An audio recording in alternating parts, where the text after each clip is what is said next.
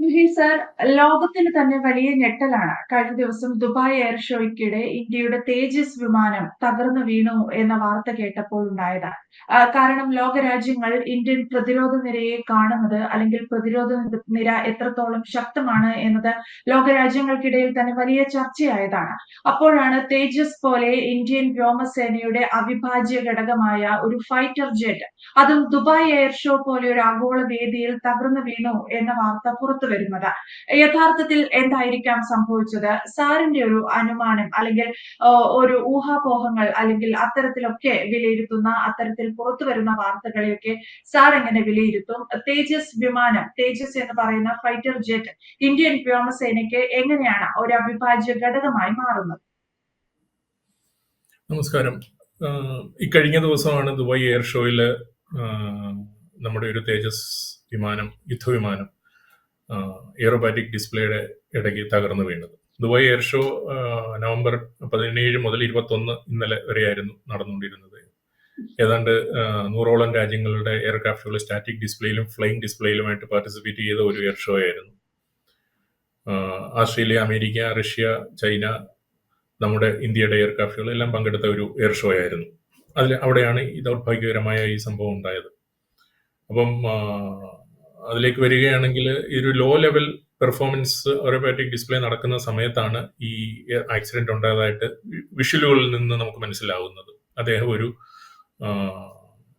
Low level G roll എന്ന് പറയും, negative G roll, gravity roll നടത്തുന്ന സമയത്താണ് ഈ ആക്സിഡന്റ് ഉണ്ടായതായിട്ടാണ് മനസ്സിലാക്കുന്നത്. വിംഗ് കമാൻഡർ നമൻ സിയാൽ എന്നായിരുന്നു അദ്ദേഹത്തിന്റെ പേര്. ദൗർഭാഗ്യകരമായ ഈ മരണപ്പെട്ട യുദ്ധവിമാനത്തിന്റെ പൈലറ്റിന്റെ പേര്. അപ്പൊ ഇതിന്റെ കാരണങ്ങളെ കുറിച്ച് അന്വേഷിക്കാൻ വേണ്ടി ഇന്ത്യൻ എയർഫോഴ്സ് ഒരു കോർട്ട് ഓഫ് എൻക്വയറി ഓർഡർ ചെയ്തിട്ടുണ്ട്. അതിന്റെ ഔട്ട്കം വരുമ്പോഴേ നമുക്ക് യഥാർത്ഥ കാരണങ്ങളെ കുറിച്ചുള്ള ധാരണ ഉണ്ടാവുകയുള്ളൂ. അപ്പൊ അതുവരെ നമുക്ക് പോസിബിൾ ആയിട്ട് എന്തൊക്കെ ഇതിനകത്ത് സാധ്യതകളുണ്ട്, എന്തൊക്കെ what could be the possible reasons behind the accident എന്ന് മാത്രമേ നമുക്ക് ഡിസ്കസ് ചെയ്യാൻ പറ്റുള്ളൂ. അപ്പോൾ ഒരു ഫൈറ്റർ എയർക്രാഫ്റ്റിനെ കുറിച്ച് പറയുമ്പോൾ വളരെയധികം എയറോഡൈനാമിക്സ് കോംപ്ലക്സ് ആയിട്ടുള്ള, ഡിമാൻഡിങ് ആയിട്ടുള്ള ഒരു എയർക്രാഫ്റ്റ് ആണത്. അതായത് നമ്മുടെ ഒരു കമേഴ്ഷ്യൽ എയർക്രാഫ്റ്റിനെയൊക്കെ അപേക്ഷിച്ച് നോക്കുമ്പോൾ the amount of loads, aerodynamics loads, ഇത് ഒരു ഫൈറ്റർ എയർക്രാഫ്റ്റ് സബ്ജക്റ്റ് ചെയ്യപ്പെടുന്നത് ഭീകരമാണ്. ഒരു ഉദാഹരണം പറഞ്ഞു കഴിഞ്ഞാൽ, നമ്മൾ ഒരു കമേഴ്ഷ്യൽ എയർക്രാഫ്റ്റിൽ നമ്മൾ ടേക്ക് ഓഫ് ചെയ്യുമ്പോൾ അതിന്റെ റേറ്റ് ഓഫ് ക്ലൈംബ് ഒരു മിനിറ്റിൽ അത് ഏതാണ്ട് ഒരു 20 മീറ്റർ അല്ലെങ്കിൽ 25 മീറ്റർ ആണ് ആവറേജ് ക്ലൈംബ് ചെയ്യുന്നത്. അതിൽ ഇറങ്ങുമ്പോൾ ഒരു മിനിറ്റിൽ, per minute rate of descent എന്ന് പറയുന്നത് ഒരു 13-15 മീറ്ററാണ്.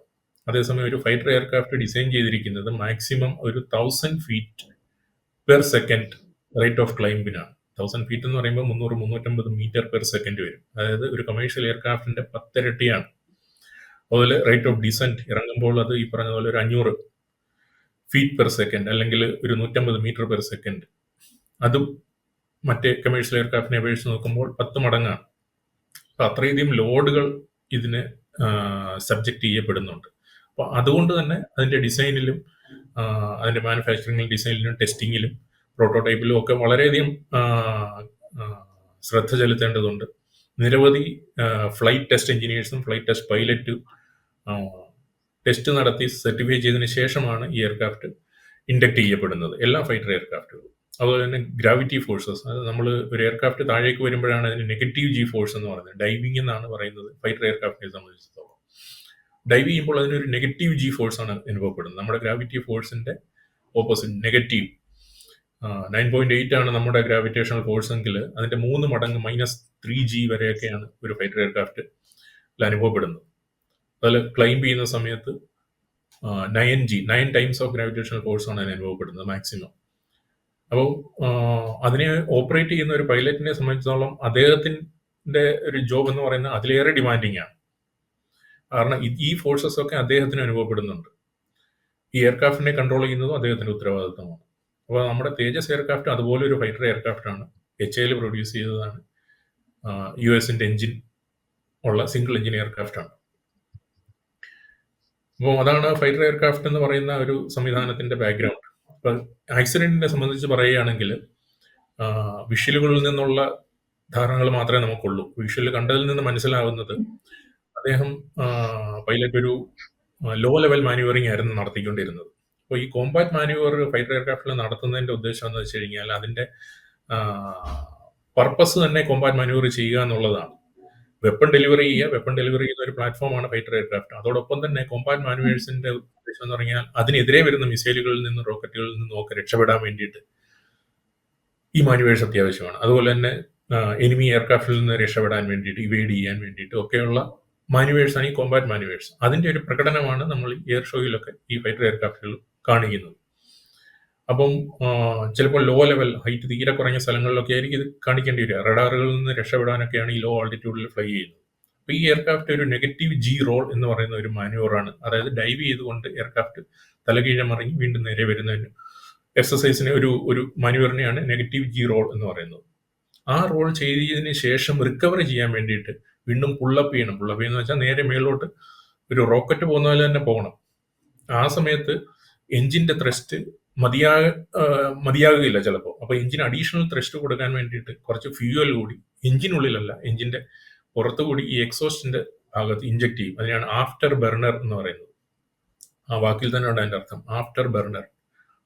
ശേഷം കത്തുക, നമ്മൾ എരുതിയിൽ എണ്ണ ഒഴിക്കുന്ന പോലെ. അപ്പോൾ ഒരു ഹ്യൂജ് എമൗണ്ട് ഓഫ് ത്രസ്റ്റ് ഒരു മൊമെന്ററി പീരീഡിലേക്ക് പ്രൊഡ്യൂസ് ചെയ്യപ്പെടുന്നു. അത്രയും ത്രസ്റ്റ് പൈലറ്റിന് കിട്ടുകയാണ് പെട്ടെന്ന് പുൾ ഔട്ട് ചെയ്യാൻ വേണ്ടിയിട്ട്. അപ്പോൾ അങ്ങനെ ഒരു സമയം പുൾ ഔട്ട് ചെയ്യാൻ വേണ്ടിയിട്ടുള്ള ഒരു സമയം, റിയാക്ഷൻ ടൈം ഇദ്ദേഹത്തിന് കിട്ടിയോ എന്ന് ഈ വീഡിയോയിൽ കണ്ടു കഴിഞ്ഞാൽ സംശയമാണ്. ഇദ്ദേഹത്തിന് കിട്ടിയിട്ടില്ല. പുൾ ഔട്ട് ചെയ്യാൻ പറ്റാൻ ശ്രമിക്കുന്നുണ്ട്. പക്ഷെ ശ്രമിക്കുന്നുണ്ടെന്ന് പറയാൻ കാരണം എയർക്രാഫ്റ്റ് ഹിറ്റ് ചെയ്യുന്ന ടെയിലാണ് ആദ്യം ഹിറ്റ് ചെയ്യുന്ന ഗ്രൗണ്ടിൽ. ടെയിൽ പോർഷൻ, അതായത് പുറകുവശമാണ്. അതായത് മുൻവശം അതിന്റെ ആറ്റിറ്റ്യൂഡ് എന്ന് പറയുന്നത് നോസ് അപ്പ് എന്ന് പറയും, മുകളിലോട്ടാണ് നിൽക്കുന്നത്. അപ്പൊ അദ്ദേഹം ട്രൈ ചെയ്തിട്ടുണ്ട്, പുള്ളപ്പ് ചെയ്യാൻ പറ്റിയില്ല. കാരണം ഈ ആഫ്റ്റർ ബർണറിന് എന്തെങ്കിലും സംഭവിച്ചാണോ, ആഫ്റ്റർ ബർണർ ഓപ്പറേറ്റ് ചെയ്യാൻ പറ്റാതിരുന്നതാണോ എന്നറിയില്ല. ചിലപ്പോൾ ആഫ്റ്റർ ബർണർ ഓപ്പറേറ്റ് ചെയ്തിട്ടുണ്ടെങ്കിൽ തന്നെ ഹൈറ്റ് കുറവാണെങ്കിൽ ചിലപ്പോൾ പുള്ളപ്പ് ചെയ്യാൻ പറ്റില്ല. കാരണം ഹൈറ്റ് ഒരു പ്രധാനമാണ്. റിക്കവറി ഹൈറ്റ് എന്ന് പറയും, ആൾട്ടിറ്റ്യൂഡ്. ആ ആൾട്ടിറ്റ്യൂഡ് കിട്ടിയില്ലെങ്കിൽ എയർക്രാഫ്റ്റിനെ രക്ഷപ്പെടാൻ പറ്റില്ല. അപ്പൊ അതായിരിക്കാം സംഭവിച്ചത്. പിന്നെ അതുപോലെ തന്നെ എയർക്രാഫ്റ്റ് നഷ്ടപ്പെട്ടു കഴിഞ്ഞാലും അതിന്റെ ഓപ്പറേറ്റർ അല്ലെങ്കിൽ പൈലറ്റ് മനുഷ്യജീവൻ നഷ്ടപ്പെടാതിരിക്കാനുള്ള ഒരു സംവിധാനമാണ് ഫൈറ്റർ എയർക്രാഫ്റ്റുകൾ മാത്രമുള്ള ഇജക്ഷൻ സീറ്റ് എന്ന് പറയുന്ന മെക്കാനിസം. അതും അദ്ദേഹത്തിന് ഓപ്പറേറ്റ് ചെയ്യാൻ സാധിച്ചില്ല. ഇജക്ഷൻ സീറ്റിന്റെ മെക്കാനിസം എന്ന് പറഞ്ഞു കഴിഞ്ഞാൽ ഒരു പാരഷൂട്ട് പുറത്തേക്ക് ഫയർ ചെയ്യിച്ച് പൈലറ്റിനെ രക്ഷപ്പെടുത്തുന്ന ഒരു സംവിധാനമാണ്. റോക്കറ്റ് ഫയർ ആണ് ഇത് ചെയ്യുന്നത്. സീറ്റിന്റെ അടിയിൽ റോക്കറ്റുകളാണുള്ളത്. റോക്കറ്റ് ഫയർ ചെയ്ത് സീറ്റിനെ പുറത്തേക്ക് തെറിപ്പിച്ച് അതിന്റെ കെനോപ്പിയൊക്കെ തകർത്തുകൊണ്ട് പുറത്തേക്ക് വന്നതിന് ശേഷം പൈലറ്റ് ഒരു സേഫ് ഡിസ്റ്റൻസിൽ എത്തിയതിനു ശേഷം സീറ്റിൽ നിന്ന് സെപ്പറേറ്റ് ചെയ്ത് പാരഷൂട്ട് വഴി സേഫ് ആയിട്ട് ലാൻഡ് ചെയ്യും. അതും അദ്ദേഹത്തിന് ഓപ്പറേറ്റ് ചെയ്യാൻ പറ്റിയില്ല. അപ്പോൾ അതിന് ഹൈറ്റ് ഒരു പ്രധാന ഘടകമായിരിക്കാം. അതിനും ഈ തേജസ് എയർക്രാഫ്റ്റ് 0 ആൾട്ടിറ്റ്യൂഡിൽ പോലും ഗ്രൗണ്ട് ലെവലിൽ പോലും ഇജക്ട് ചെയ്യാൻ പറ്റുന്ന എയർക്രാഫ്റ്റാണ്. എന്നിട്ട് പോലും അദ്ദേഹത്തിന് പറ്റിയില്ല. അതിന് കാരണം ഒരുപക്ഷെ റിയാക്ഷൻ ടൈം കിട്ടാത്തതായിരിക്കാം. അദ്ദേഹത്തിന്റെ ആറ്റിറ്റ്യൂഡ്, അതായത് അദ്ദേഹത്തിന്റെ പോസ്ചർ, അതായത് ഏത് ഡയറക്ഷനിലാണ്, മേളിലേക്ക് മാത്രം ഇജക്ട് ചെയ്യാൻ പറ്റുമോ, സൈഡിലേക്കോ താഴേക്കോ പറ്റില്ല. അപ്പൊ അങ്ങനെ ഒരു ആറ്റിറ്റ്യൂഡാണ് ഈ ഇജക്ട് ചെയ്യാൻ പറ്റില്ല, താഴെ അത് കൂടുതൽ അപകടമായിരിക്കും. അപ്പൊ അദ്ദേഹം അവസാന നിമിഷം വരെ ശ്രദ്ധിച്ചത് എയർക്രാഫ്റ്റിനെ രക്ഷപ്പെടുത്താൻ വേണ്ടി ആയിരുന്നു. അതുകൊണ്ടാണ് ടെയിൽ ഭാഗം മാത്രം താഴേക്ക് പതിച്ചത്. അപ്പോൾ വിഷ്വലിൽ നിന്ന് മനസ്സിലാവുന്ന ഈ കാരണങ്ങളാണ്. ഇനി കോർട്ട് ഓഫ് എൻക്വയറിയുടെ ഔട്ട്കം വന്നതിന് ശേഷം മാത്രമേ നമുക്കൊരു കൺക്ലൂഷനിലേക്ക് എത്താൻ പറ്റുകയുള്ളൂ, ആക്സിഡന്റിന്റെ ശരിയായ കാരണം എന്നുള്ള നിലയ്ക്ക്. ഇനി ഈ ആക്സിഡന്റിനെ സംബന്ധിച്ച് നിരവധി അസംഷൻസും പ്രിസംഷൻസും ഒക്കെ പ്രചരിക്കുന്നുണ്ട്. അത് HALനെ പറ്റി ഇതൊരു അവസരമാക്കി എടുത്ത് ഇന്ത്യൻ എയർഫോഴ്സിനെയും ഭാരതത്തെയും നമ്മുടെ ഡിഫൻസ് ഫോഴ്സസിനെയും HALനെ തന്നെയും ഒക്കെ പ്രതിസ്ഥാനത്ത് നിർത്തി വിചാരണ ചെയ്യുന്ന കുറെ സംഭവങ്ങളൊക്കെ ഉണ്ടായിട്ടുണ്ട്. അപ്പൊ അതിനെ ഒന്ന് ക്ലിയർ ചെയ്യാൻ വേണ്ടിയിട്ട് പറയുകയാണ്. ഇത്തരം സംഭവങ്ങൾ ഒറ്റപ്പെട്ട എന്ന് പറയാൻ പറ്റില്ല. കാരണം റിസ്ക് ഉള്ള സംഭവങ്ങളാണ് ഇതൊക്കെ. ഇതെല്ലാം ഈ ഡെമോൺസ്ട്രേഷൻ ഫ്ലൈറ്റ്സ്, ഫൈറ്റർ എയർക്രാഫ്റ്റ് ഈ കോമ്പാറ്റ് ഡിസ്പ്ലേ ഒക്കെ ചെയ്യുന്ന സമയത്ത് അതിന്റെ പരമാവധി എൻവലപ്പിന്റെ ഔട്ടർ റീജിയനിലാണ് ഇത് പെർഫോം ചെയ്യുന്നത്. നമ്മൾ പറയില്ലേ, ഒരല്പം അങ്ങോട്ടോ ഇങ്ങോട്ടോ എന്ന് പറയുന്ന പോലെ, അതായത് ബൗണ്ടറിയിലാണ്, അതിന്റെ ഫ്ലൈറ്റ് എൻവലപ്പിന്റെ ബൗണ്ടറിയിലാണ് ഇത് ഓപ്പറേറ്റ് ചെയ്യുന്നത്. നമ്മൾ കമേഴ്ഷ്യൽ എയർക്രാഫ്റ്റ് ഓപ്പറേറ്റ് ചെയ്യുന്ന പോലെ വെൽ വിത്തിൻ ദ ബൗണ്ടറി അല്ല. അപ്പോൾ ഒരു റിസ്ക് എപ്പോഴും ഉണ്ട്.